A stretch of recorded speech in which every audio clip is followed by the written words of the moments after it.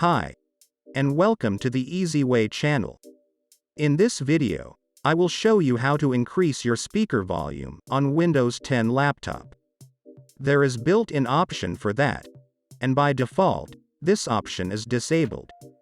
Before we start, please subscribe and like the video, if it helped you to fix your problem. And now, let's jump into method.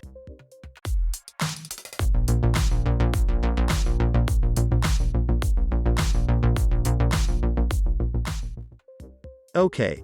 Right-click on Start, and select Search. Type Control Panel, and select it up here. Here click on Hardware and Sounds, and then on Sounds. Or if you have large icons, then click on Sound. This window will open. Click on your speakers, and select Properties down here.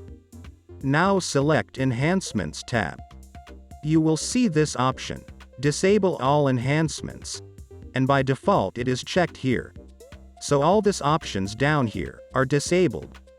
Uncheck this box, and then check the box next to Loudness Equalization. You can click here on Preview button to see difference before and after. So, if you are happy with this option, to save changes, click on Apply, then OK, and here on OK. And that is the method how to increase speakers volume on your laptop.